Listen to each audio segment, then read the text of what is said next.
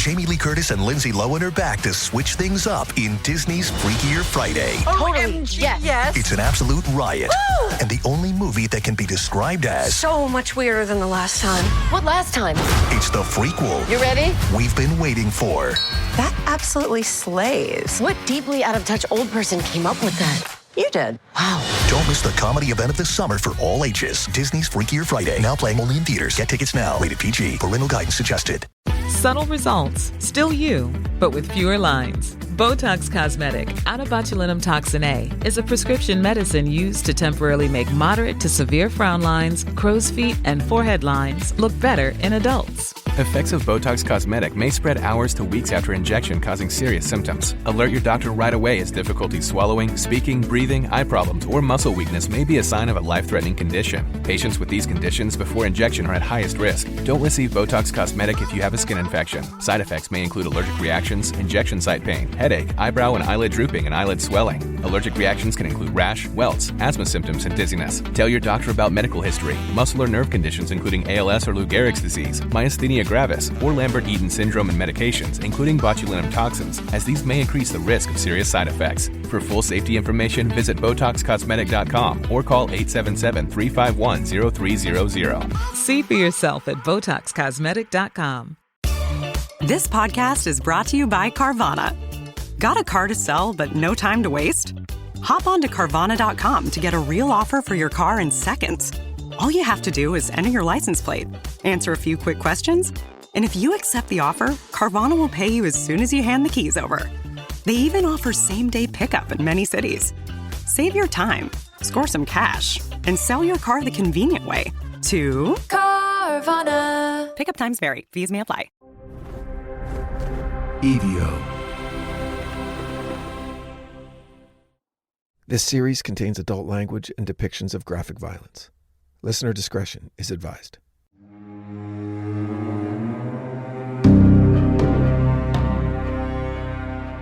It was still dark that morning in West Des Moines, Iowa. Not the deep, heavy dark of midnight, the kind of dark that knows what it is, but that weaker, more uncertain darkness that arrives just before dawn, unsure whether it should stay or make room for the sun. Somewhere between 5:30 and 6 a.m. on September 5th, 1982, Johnny Gosch stepped out into that darkness with a red wagon and a canvas sack of newspapers. He was 12 years old.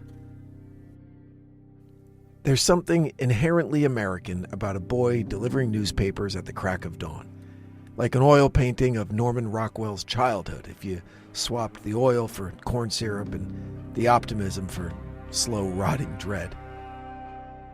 And that's the problem with nostalgia. It always seems to skip the parts where the paperboy vanishes without a trace. But Johnny didn't just disappear. He evaporated. And from that moment on, nothing about West Des Moines would feel quite as safe again. This is The Devil Within. I'm Brandon Morgan. You're listening to The Disappearance of Johnny Gosch, Part 1. Let's start with what we know, or rather, what we're told, because in this story, those are two very different things. Johnny Gosch was one of those kids who looked like he belonged on the side of a milk carton even before he went missing. Bright-eyed, shaggy-haired, half-smile, too earnest for his own good. He'd picked up the paper route from a friend who was going out of town, a fact that, in hindsight, feels less like a footnote and more like the opening move in some enormous, incomprehensible game. That Sunday morning, he left his house carrying a bundle of Des Moines registers. He usually went with his dad, but not that day. He didn't even wake him up. He took the dog, the wagon, and walked toward the pickup location near 42nd and Marquardt. And he never made it back. The first hint that something was wrong came when neighbors started calling the Gosch home, wondering why their Sunday paper hadn't arrived. This was Iowa in the 1980s, before cell phones, Amber Alerts, or the endless circus of cable news. If you wanted to spread panic, you had to do it the old-fashioned way, with a rotary phone and a gnawing feeling in your stomach. Johnny's father retraced his son's steps. He found the red wagon. Inside, a bundle of papers, still neatly tied. No sign of Johnny, no blood, no struggle, just the absence of a boy, sitting there like a punchline with no setup. Now, in any sane world, the police would respond to this kind of thing with urgency. They'd launch a search, they'd notify other neighboring jurisdictions, they'd issue alerts. But in 1982, there was this arbitrary, magical threshold, the 72-hour rule. Unless you were royalty or carrying a suitcase full of cocaine, you had to be missing for 3 whole days before law enforcement considered the possibility that maybe, just maybe, something was wrong. Hey, kids ran away, they said, especially boys, probably just mad at his parents. He'd be back. He wasn't. What followed was a master class in bureaucratic indifference, miscommunication, and small-town denial. Meanwhile, Johnny's parents, especially his mother, Noreen, were already sprinting into the nightmare, screaming into a system that responded with blank stares and closed doors. Noreen Gosch didn't wait for a task force. She launched one from her kitchen. She contacted the media. She hired private investigators, printed posters, mailed flyers. She became, in the eyes of some, difficult. Try telling that to a woman whose child has been abducted. And while Noreen screamed into the void, the sightings began. Witnesses reported a blue Ford Fairmont near the paper drop site. 2 men inside. One of them spoke to Johnny. Another neighbor saw the boy walking with someone, an unfamiliar man. Then nothing. No license plate, no usable sketch, just a collection of fragments. A puzzle made entirely of corner pieces. And here's where things start to tilt. Because in the years that followed, the story of Johnny Gosch became something else entirely. It metastasized. It grew a second head. There were sightings. Dozens of them. Johnny in a diner in Oklahoma. Johnny in a parking lot in Florida. A young man pounding on a hotel room door in Nebraska, shouting that he was Johnny Gosch before being dragged away. And then came the claims. Child sex trafficking, a nationwide pedophile ring, politicians involved in unspeakable things, tunnels beneath Washington, D.C., government cover-ups, blackmail, the Franklin scandal, Project Monarch, Paul Bonacci, George H.W. Bush. Take your pick. At a certain point, it stopped being a missing child case and became a conspiracy buffet. Noreen claimed Johnny visited her in 1997 as an adult, that he told her he was alive but couldn't come home, that he was trapped, surveilled, and part of something much bigger. The media rolled their eyes, the police called it impossible, but Noreen insisted. She always insisted. And honestly, after the way she'd been treated, can you blame her for not trusting the narrative? Because the truth is, once a kid like Johnny disappears, people don't want to look. They want closure. They want it neat. But Johnny's case wasn't neat. It was all frayed edges and open wounds. He was the first missing child to appear on a milk carton. And yet no amount of public awareness, no volume of media attention, no screaming from a grief-stricken mother could bring him back. And so the boy with the red wagon became something else. Not a ghost exactly, not a martyr. Something more dangerous. A symbol. A totem for what happens when the world decides it would rather not know. Because the worst part of the Johnny Gosch story isn't that a boy vanished. It's that deep down, we're not sure we want to know what really happened. Because if it's true, man, if even some of it's true, then the monsters aren't hiding in the closets. They're running the show.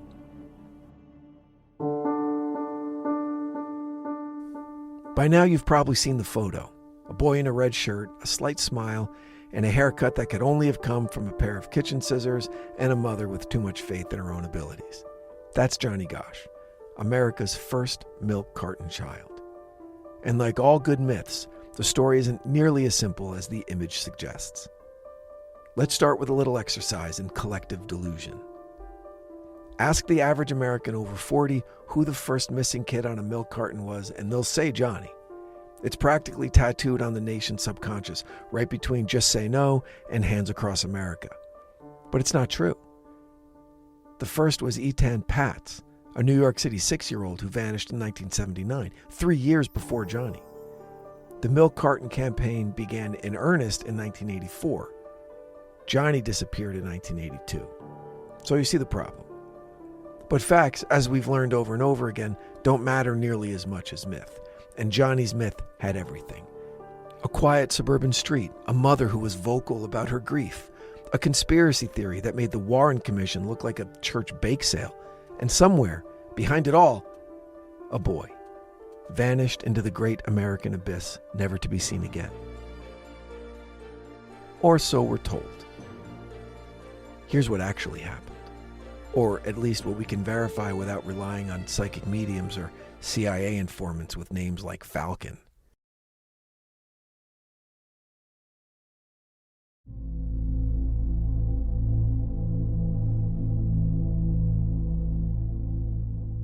So, September 5, 1982.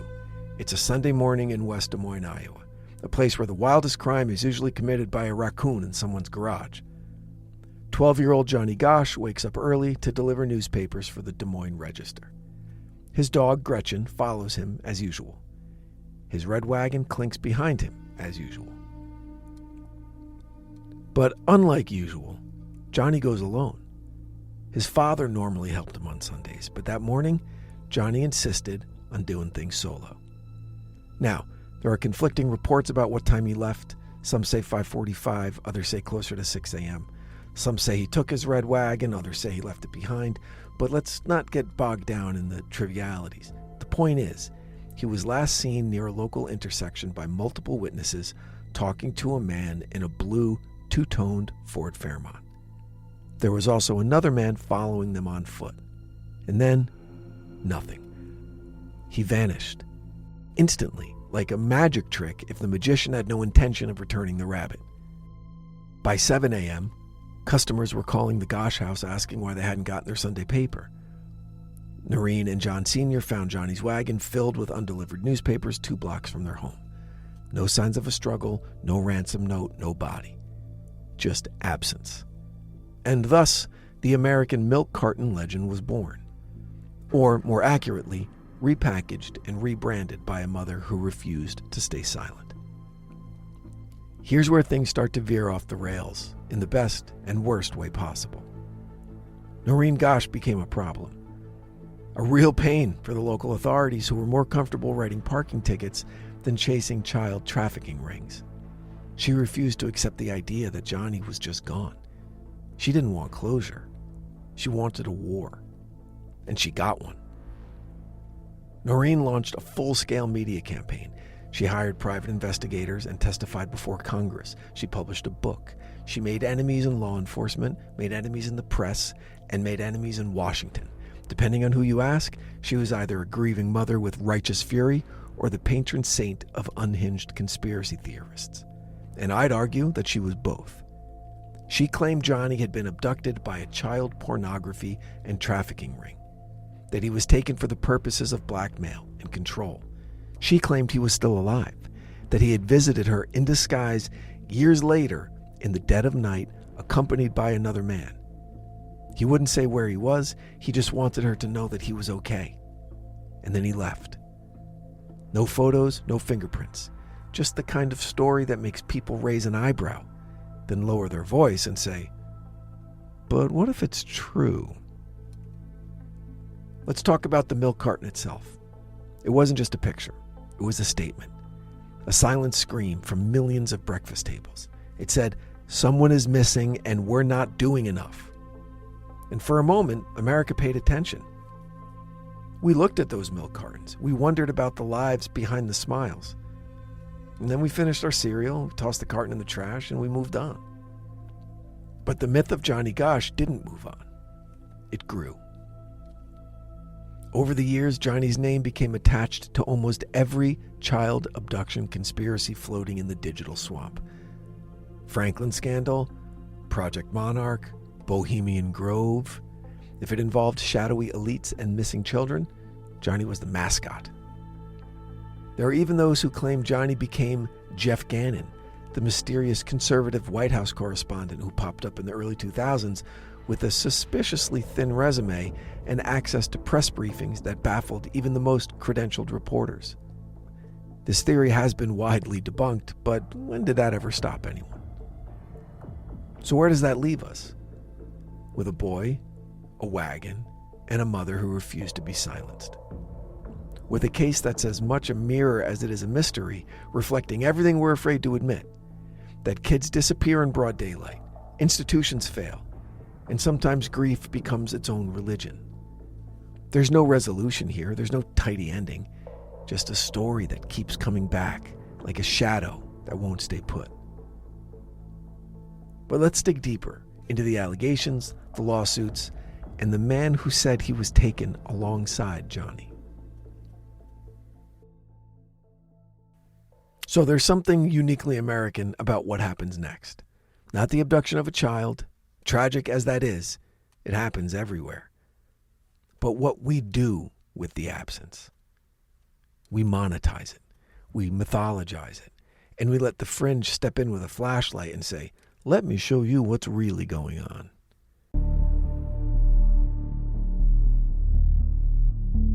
Enter Paul Bonacci. If you've never heard of Paul Bonacci, don't worry, most people haven't, but for a brief, weird window in the late 80s and early 90s, he was the Rosetta Stone for a growing cult of believers who were convinced Johnny Gosch didn't just disappear, that he was taken, trained, and turned into a weapon. And Paul, he said he was there. So let's rewind. In 1989, a man named John DeCamp, former Nebraska state senator, part-time truth crusader, full-time conspiracy hobbyist, began investigating what came to be known as the Franklin cover-up. A financial scandal on paper, but beneath that paper, allegations of child trafficking, ritual abuse, and late-night flights full of children headed to the homes of powerful men. And smack in the middle of it, Paul Bonacci. Bonacci claimed he'd been abducted as a child. He claimed he was part of this network, used, trafficked, brainwashed. He had the kind of story that's either evidence of a global conspiracy or the result of severe trauma and a broken mental health system, or both. Let's try to not be too binary here. But here's the kicker. Paul said he helped abduct Johnny Gosch. In 1990, Noreen Gosch flew to meet him. They sat across from each other in a dimly lit room while Paul described things no one else should have known. Birthmarks, scars, personal details about Johnny's behavior and preferences. Noreen was convinced. And to be fair, she was easy to convince, because when you've waited 8 years to hear your son's name spoken by someone who might have seen him alive, logic becomes negotiable. Plus, Paul said he and Johnny had been taken to a house, held in a basement, drugged, assaulted, and then eventually separated. He said Johnny had been forced into a child sex trafficking ring and trained, quite literally, to please powerful men. Later, he claimed Johnny had been renamed, brainwashed, and moved around the country for years. Of course, law enforcement didn't bite. No arrests, no confirmation, no follow-up. Bonacci wasn't exactly a reliable witness.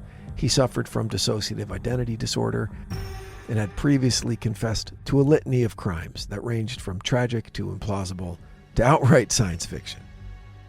But here's the thing, even a broken clock is right twice a day. And in the world of conspiracy, broken is just another word for complicated. The 1990s were a fertile breeding ground for this kind of story. You couldn't swing a crystal pendulum without hitting someone who claimed they'd escaped from a satanic cult, the CIA's MKUltra program, or the Illuminati's underwater baby farms. And somewhere in that stew of incense, VHS tapes, and unlicensed therapy sessions was Johnny Gosch, our milk carton minotaur, forever trapped in the labyrinth of half-truths and whispered testimony. Paul Bonacci was both guide and cautionary tale. He appeared on talk shows, radio programs, in John DeCamp's book. Always polite, always haunted, always describing things with just enough specificity to make you lean forward, and just enough fog to make you doubt your own memory. Noreen, for her part, took him seriously.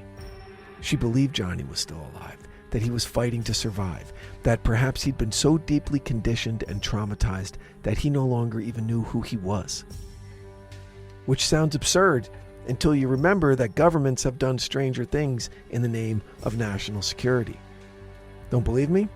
Google Operation Midnight Climax. Just maybe don't Google it at work.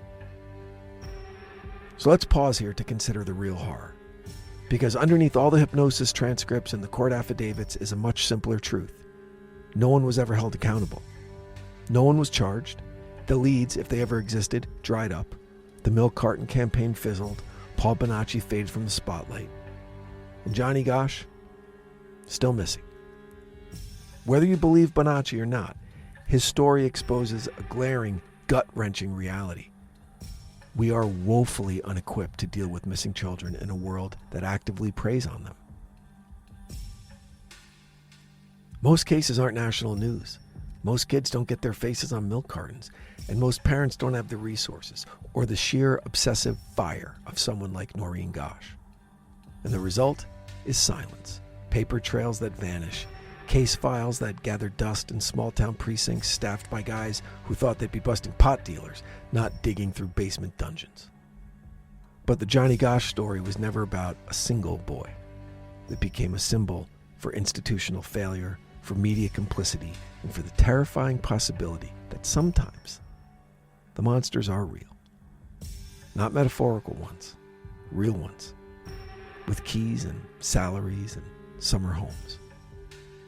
And Paul Bonacci, he was either their victim or their invention. Next week, we look at the evolving story, Johnny's alleged return, the infamous photo drop, and the growing sense that truth may no longer be a useful category in this case, if it ever was.